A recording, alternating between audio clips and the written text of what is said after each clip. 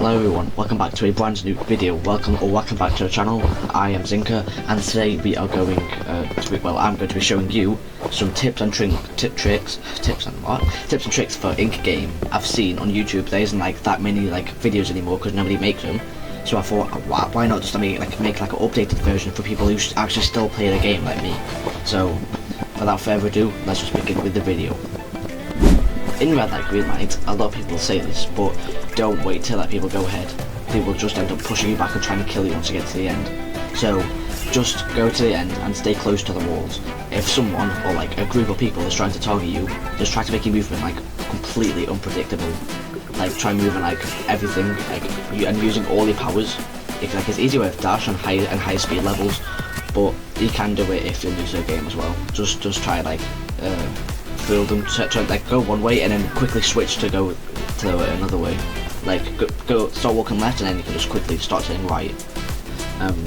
Yeah, but you can also fight them off with stuff that you have in the inventory, like if you have like pocket sand and push, which everyone has that's basic. Well, I think push is basic. Anyway, you can also use any of your powers that you're currently using. If you have a power, you can also use that to help you. Depending on what the power is, it can help you more than other powers. So yeah, that's pretty much it for like green light.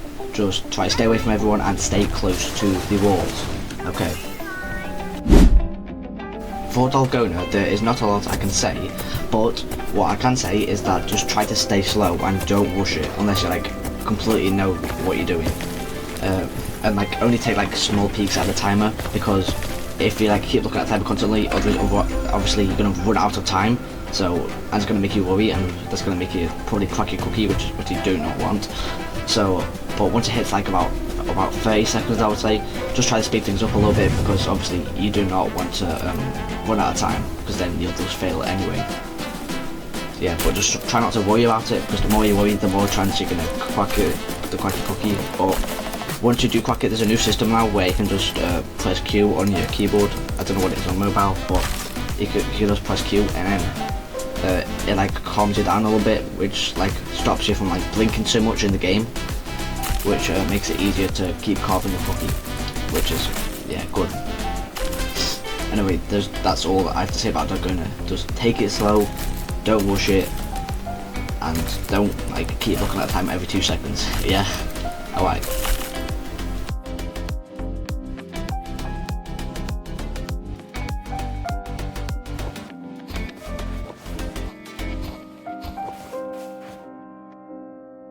Alright, now I'll show you how to beat Pentathlon instead of Dalgona, because it rather picks Dalgona or Pentathlon, so here's how to beat Pentathlon every single game. In Pentathlon, pick the team that has players with the highest levels. Basically, it basically secures chances of winning, to be fair. So, look at everybody's levels, will be on top of their head in the server, and then just pick the people who are the best at the game. So, but if you can't, the team's full, then just try going to a team with your friends or people that you can talk to, so then you can communicate and also swap with people if they cannot do it. Same if you can't do it, people can swap with you. So yeah. Specifically on the first game, aka Dachi, you put the bar on yellow and hit it on the corner like I do. But if that for some reason doesn't work, then you can go full power on the center. Just watch. You can go full power on the center. But sometimes that doesn't work, as you can see. But then you can just try the other method again. But the method on yellow normally works like it is right now. See? But I recommend trying it on the side first. And then in the second game, aka Flying Stone from the show, there's not really much I can say about it, but you can see the green icon in the middle. Just try predict where it's going to be, when it's going to land on it. But if you still cannot do it, then just ask somebody to swap with you if that's possible. So, and then for the third game, it's called Gongi. You have to be fast and you have to click on it and then press the keys. If you're on PC, just press the left keys on your keyboard in the correct order from left to right. On mobile, I'm pretty sure you just have to tap it or something. I'm not sure actually because I don't play on mobile. But you have to press them in specific order from left to right while the gungi is in the air. So just be patient, but you'll get it better with it with more practice, obviously. So for the fourth game, aka Spinning Top, also known as Pengy, for both PC and mobile, hold the turning thing, because I don't know what it's called, I'm just going to call it turning thing, turn it clockwise, otherwise known as left, until the bar is full. Then on PC, keep pressing D on your keyboard to keep it in the middle, but you have to like time it right, just try to keep it in the middle. I'm not sure how it works on mobile, but I'm pretty sure it's something similar. So that's pretty easy, well for me anyway. And then for the fifth game, aka Jiggy, I'm not gonna lie, when I first played Jiggy I didn't have a clue what I was doing. I thought I'd like move my leg, but I wasn't. But it actually moves the Jiggy, you're actually controlling Jiggy, not your leg. So use the A and D keys on your keyboard to move the Jiggy towards your leg, and once it hits your foot, press the space key to boost it back up into the air, and you have to repeat that 5 times in a row to pass. But yet again, I'm not sure how it works on mobile, sorry. And if you follow all these steps quickly, you will become a pentathlon pro.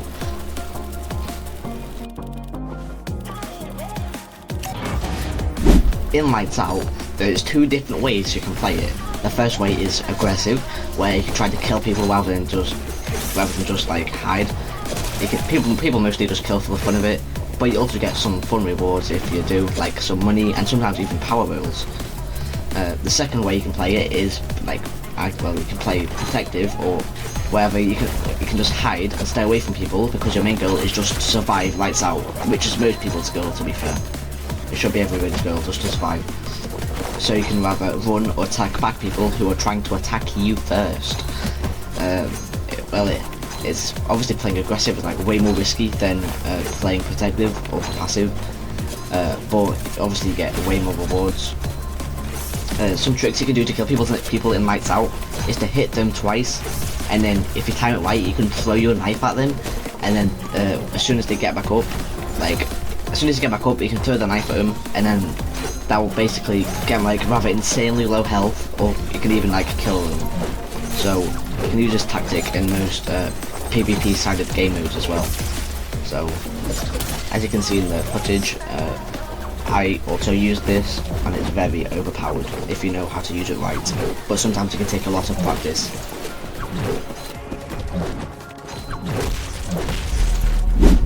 So after that, after Lights Out, you're gonna be given a choice of either Tug of War or Hide and Seek. So I'm just going to show Tug of War first and Hide and Seek afterwards. So in Tug of War, it's similar to Pentathlon, always go with the team with the highest players, well, the team with the players that have the highest levels, so you have the highest chance of winning. But if for some reason that's not possible, try to go people where you can actually talk to, or your friends. But once you're actually in the game, don't keep trying to pull a rope like straight away. Wait till there's like a full circle around it, so you can actually see where you're supposed to press, and then that can make you avoid missing this often. So yeah, and always pick stall, bro. It's like the best one, bro. But whatever you do, never pick.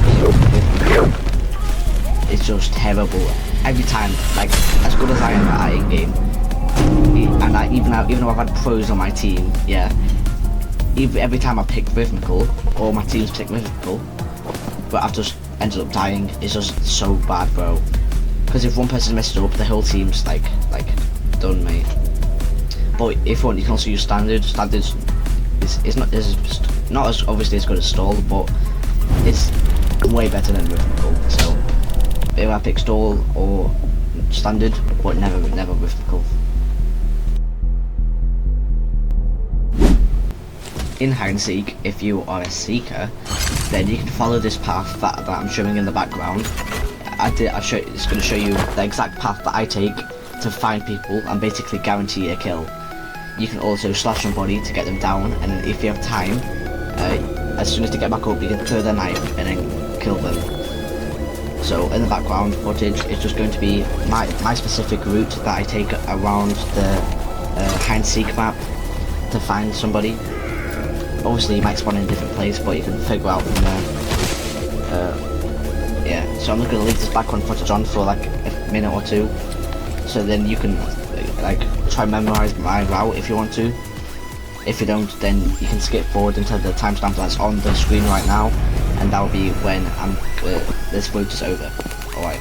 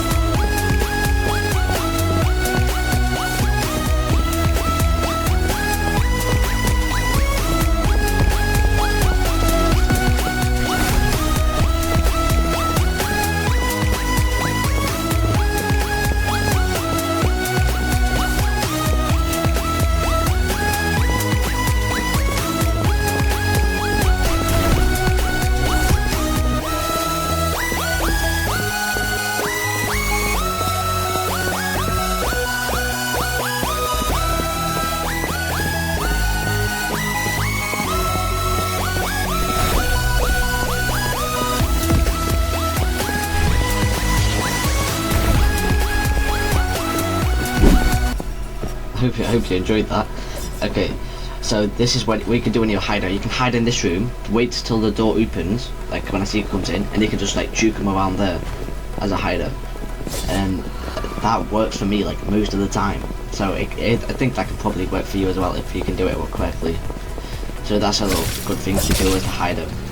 Now I'll show you a thing you can do as a seeker to combo people. As you see here, I hit this guy twice, and then I throw my knife at him, which does like insane damage, and that one is basically on full health. So if somebody's already low and then you do that exact combo to them and throw your knife, then you could get like a really easy kill with it. As I said, you can also use this in multiple game modes, not just in this original one, not just hide seek. So you also can play player's kill animation. I'm not really sure how I did that, but yeah, it's a good strategy you can use. Now you'll be presented with a choice. You can either pick jump rope or glass bridge. So I'm going to show you how to do glass bridge first. I'll show jump rope right after, don't worry. So for glass bridge, just try to let other people go first, like before you. Just trust me, people will always like eventually go because of the time pressure. You can just simply just follow behind them, but you gotta watch out because sometimes people can be like trickster or teleport and gambit, and they could be very dangerous. So just try to stay away if you know somebody is, but just always be like careful at all times. But if you're soloing, then just know that only one glass panel is deadly. This happens when there is a low amount of players or just one person in the server. I think that also works for private servers as well, but it does work in public games. So yeah, just stay behind everyone and just let others go first. So yeah, there's not really much to say about this one. It's pretty simple.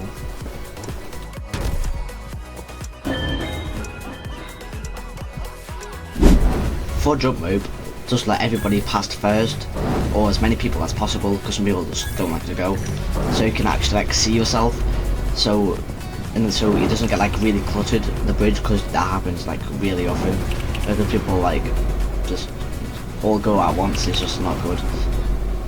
Then if you're on mobile, just keep your balance by clicking the buttons.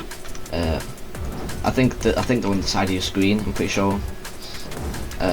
But if you're on PC, then just spam the A and D keys every time you jump on the bridge. So I would personally recommend that you get in the middle of the bridge, wait for the rope, then jump over it. Like to jump over the gap after you jump over the rope. And then the rope will come again, so then you have to jump over it again. It's kind of crazy. But if you fall, you'll be given a second chance. So yeah, don't need to worry that much. But also a key tip here, never walk sideways across the bridge. You will die instantly. There's literally no second chances, bro. So just don't even. Okay, now onto Rebel. If people you are with chose Rebel, or you chose it, now it's time to prepare. Because this can take a while depending on how good your team is and how good you are at Rebel. Because all you have to really do is just shoot at the guards. There's not really much to say about it, but what I will say is, and what I will do, is I will show you some key guards that are kind of like hard to see and that can kill you if you miss them. So yeah, just be careful, and I will show you some key guards right now that sometimes even get me still, bro. So just watch out for these guards that I'm about to show you. These are in order, by the way.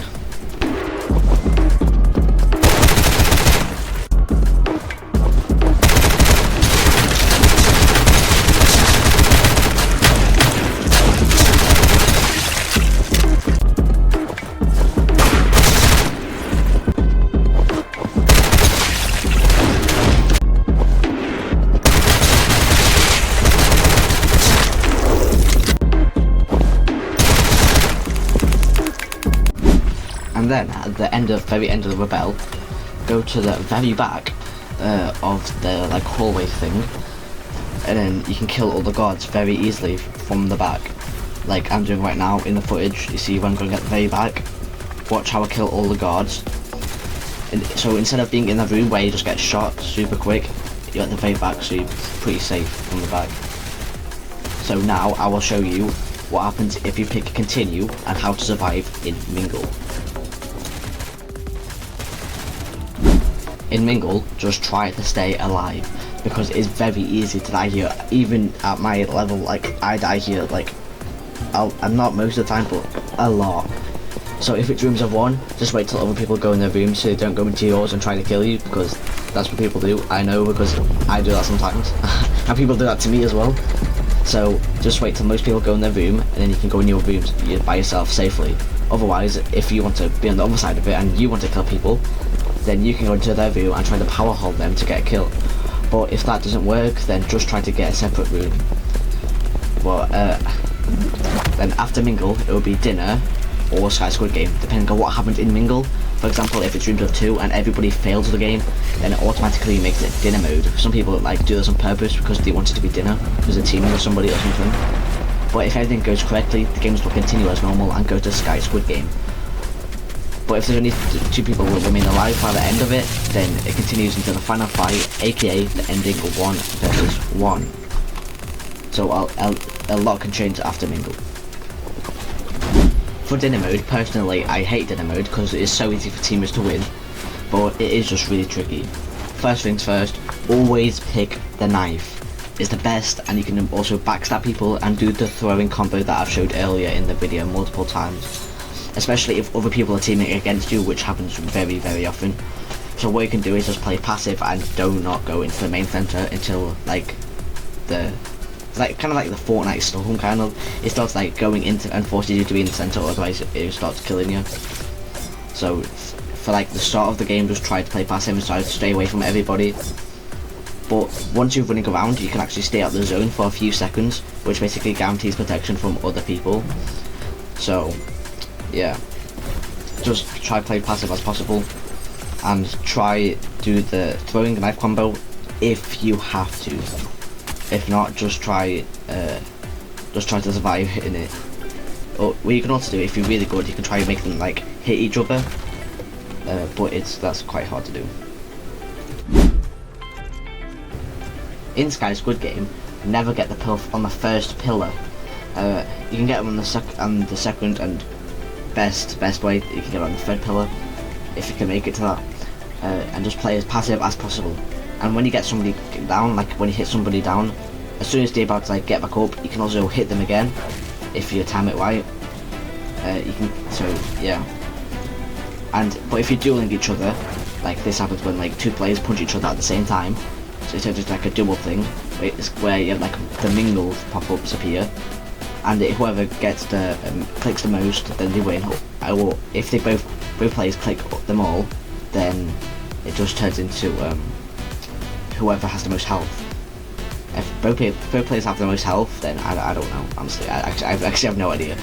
But if you win, you can hit them again, and then you can run forward and then hit them again. Like, I know it sounds really confusing, but hopefully I've got gameplay footage to back up. I'm not sure what I've even got, but if you see it in the background, then that will be it. So you can just watch the gameplay, the background footage, gameplay for reference. So yeah, just play as passive as possible. Just be very careful, because you could get hit off.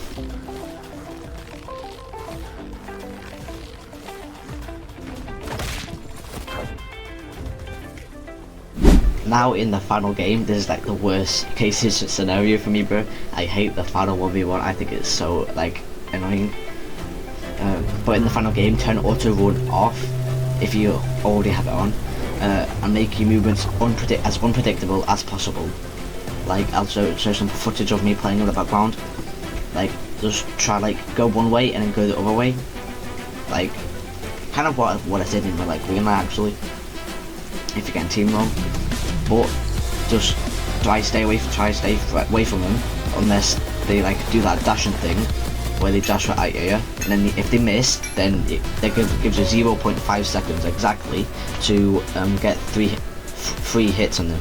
I don't mean 3, I mean 3, like actually 3 hits. You can get 2 free hits on them as long as you get them before they get back up. And another thing you can do is you can go near a rock and then move out the way as soon as they're about to hit you, because obviously they don't want you to have the rock, because you know that's like really like overpowered. So that's not what they do not want, and you probably don't want that if they got the rock either. So try bait them with the rock, and then that can also get you some free hits as well, as long as they do it correctly. But once you actually have the rock's range is actually very limited, like as how far you can throw it. So just be careful about that. And it does really good damage though, so the rock is like very overpowered if you can get it. But I want like risky life over it, so.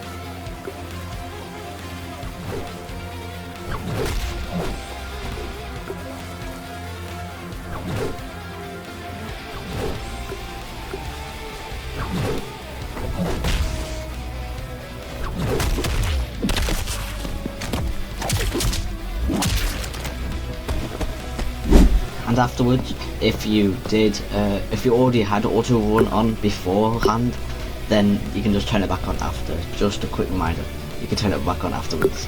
But I forget a lot of the time, so. And that will be it. This video took so long to make, so if you appreciate it, then please make sure to like and subscribe. I hope you have a great rest of your day. I hope these tips help you out, and I hope you win lots of games. Good luck to you. I hope you have a great rest of your day, and as always, I will see you next time.